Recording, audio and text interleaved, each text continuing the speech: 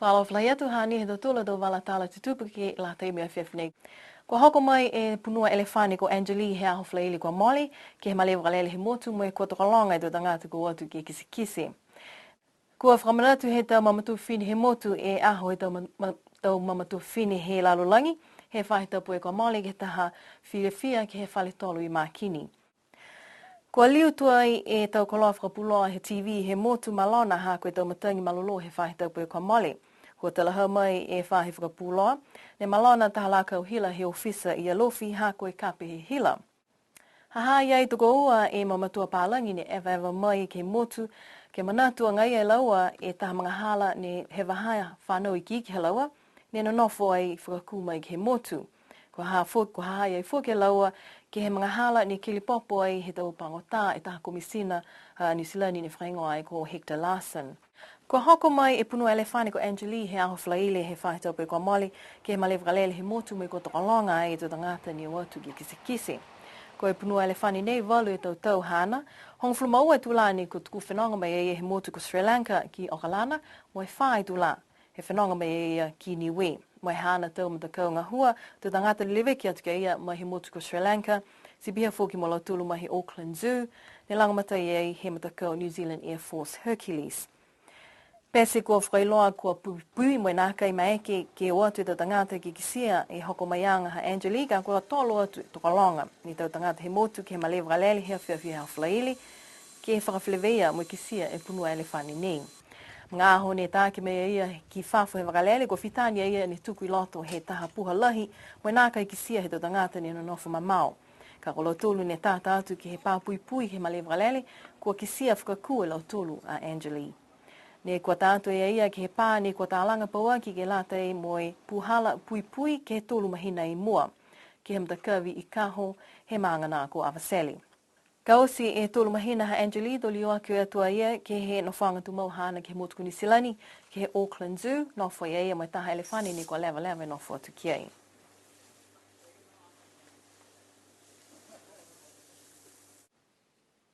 Kua whakamanatua he tau mamatu whini he motu e aho he tau mamatu whini, pui aho he tau whini he lalulangi, he whahe tau pui ka Molly, he whale tolu i mākini.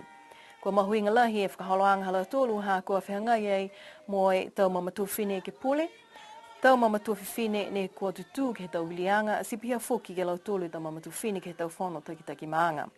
Kamata e tau whakaholoanga he tau mamatu whini ke he pungi a whlaile, ke he taha fōleni, mo e tau lolongo whiawhia he tau mamatu whine, mo e tau seseanga sino lanu whāpungi.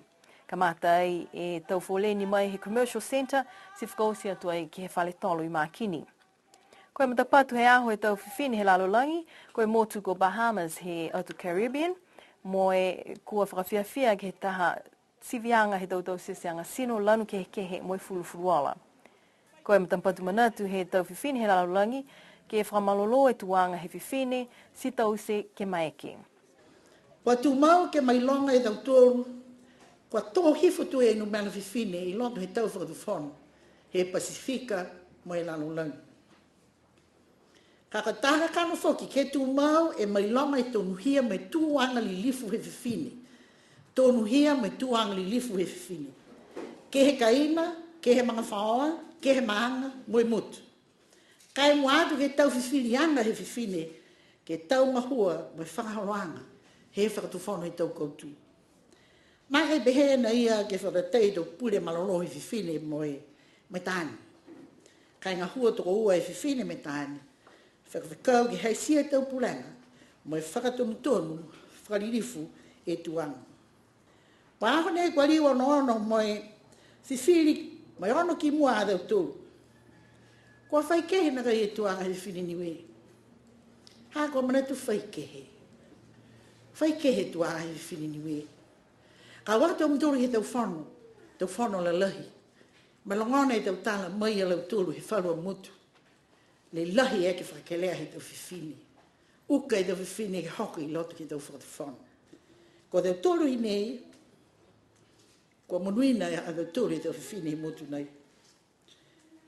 Kai pehe mai foki, e whakatatei, whapehe whal matua tāni. Ka pehe tau tolu, tau isi whakau ke mai, ui me matua tāni. Ki na mai ke ka mele ni whakaro whaha. Koe tali ni ka hata ue whiwhine, mai ki na livi ke wa ko si mo ya ko mo ha ka dala ha wo ya li me afini fo ki mo e Commonwealth of Women Parliamentarian ke lata me tau sianga he tau mamatua fifine e ke puli he tau motu. Si koe kamata ni, ai koe ahone ni hokoia. Tau ka hau, linga whai tau sianga kua kehe mai me tau ni. Ka koe tau ni, koe whakamua leia ni, e tau sianga ni ke kauwhalatahe tau mamatua fifine e ke puli, me tau mamatua fifine e ke puli fifine, me tau mamatua fifine e motu hata tō. Si kau e lahi, ki hata tō la kauwhalatahe. Mahuianga ke tau mamuhi hata tō le tau mamatua fifine, e tau talahawanga, po ke tau mena ne whakawhikaua tau tōru ki ai, ke long e tau mena. Si whiawhia lahi au koe, ke eke mo hukui, he tau e ke pūle whiwhine, he maame hao nei, hukui whoki, ke lata mo ia e iki pūle, hako nā kai haha ki ne e ia ke mutu nei, ke mga hao nei. E ke taha ke turi he ke taha ki lungu. Kua hoko tua e tunga e tau tama whiwhine e tau tūri mua e, koe mitaki haia. Ma heke mitaki e tau tūri. Ke sere heke taha tau tūri ki lunga. E ke taha whakamalolo. Kau ilahi ma inga mo John, ke mitaki haia. Ia whuki ma koe ma whita mitaki haia. Au loa tau tūri ke o mo mui hake tau tūri ki lunga ma tau whanau whiwhine fuata e ke taha mtoru. E tunga ni rangon he launga he koako. Koe mina lori tohai ni he mga hoko. Ke pakapaka hefe to si whanau a mauturu ki kere kere. Kako mauturu ni he loe au, ni hani whakalohe ke tukutuku hake e tau uru ha mauturu ki lunga. Hoko meke waha kua kisia lahi toa e tau turu ma tau whanau whiwhine. E ke taha mtulu ma tau whanau. Kua pare tau toa e tau laha tau whawa e. Siko mauturu ka whakakisi atu e tau kia eke mauturu mo tau tāpora mitaki. A tau turu ma tau uwhiauna. Kia eke tau turu mo tau tāpora mitaki. Ke whakakisi ke atu hau tuku hake nai he tau turu. E tau mahani mitaki. Me tau anga malolo.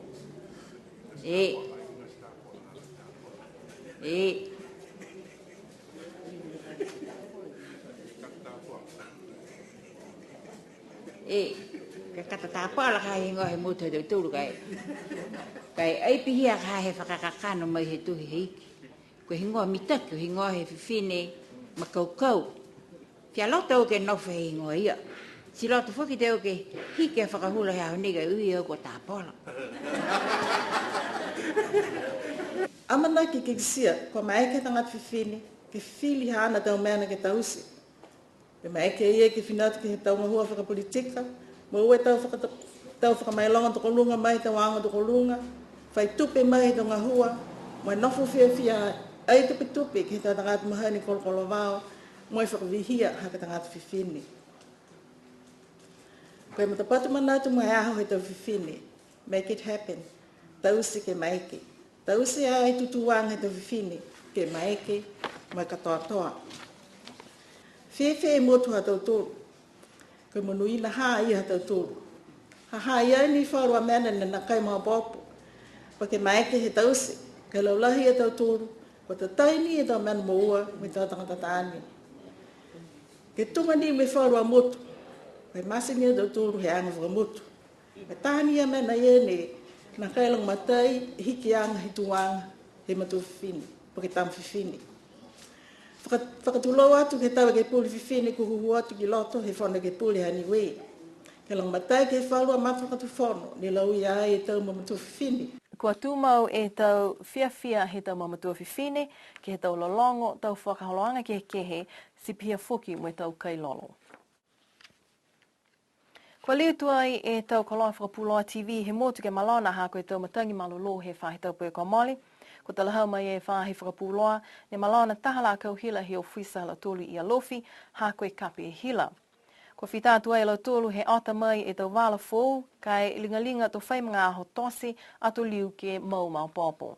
Ko tala hau mai e taki whainga hunga ko Trevor Siakia. Ko maula ia taha koloa ni he Paul CV i se kana. Ka kua tupu mai tuai e le kua nei ke tau ngaho nei. Kua malona e taha la kau he ofisia lofi ha koe kapi hila si kua liu si kua lali ala tolu ke tamai e wala ke wakalele he whahe tapu nei. Ne pehe mai a ia maua anga ia whalu he tau TV ka eke ke liwe e liolo ke hangau mai ki a lofi ato mau a sekana to liwe ke he fuluhi atu ki ai.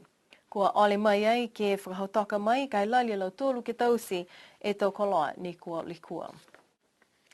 Hahai ai tuka ua e mamatua pālangi ne vaiva mai ke motu, kai manatunga ia e laua e tau mga hala he waha whanau i ki laua, ne no nofo ai ke motu hatau tolu. Kua hai ai fōke laua ke motu kuni we ke mga hala ni kili popo ai he tau pangota e taha komisina pālangi ne whainga ko Hector Larson. Ko tala haua laua nei, longa lahi e halaua a tau mana ni manatu mai he wahaia, mo atu fōki ke mga hala ni kili popo e he tau pangata e komisina ko Laseni. Koe tau mamatua halaua, koe tau e ke kafu e whalinga ngau ke mga hala ia, si koe tau mamatua ia fōki ni lewe ke mga whaoa ha Laseni ke he whalinga ngau he mga hotunu ia. Tala hau e laua ne longa atu fōki e halaua a tau mana ni manatu, mo atu fōki ke he whakauku he patuiki whiwhini ko Elisabetha he ke uaki, mo e hoko mai anga he wakalele whakamua ke motu, koe wakalele Sutherland, ni holo mai mo tua i ke Puketahi. Kua lalia laua he mga honei ke whlewea mo e whalo toka pisinga ni manatu mai he tau wahaia, mo e o atu fōki ke koukou ke tau matakawi ne tala haua ke halaua a tau momui whakamua. Ke whakaosia ke te walatala mai a whiawhinei, kua manaki tua i ke whakahoko taha whanoanga lahi mai kautaha Secretariat of the Pacific Community ke motu he tau nei, ka kua kumikumi angaia he taha matapatu manatu ke whakamatapatu aki e tau whakaholoanga he whano. Ko e loa mai tō pā mai whakaosi e tukuanga ke tau matapatu manatu ke he aho tuloto, mo e mamnaki whoki ke mātutaki atu ke lautolu ne tau se e whanoanga ke he tau mga hui mua. Ko whakaosi mai tua he nei hata tolo a tau walatala tutupu ke lātai mo e mga aho a whiawhinei, a manaki ni ke whlewea whoki he matahiku whahe tapu.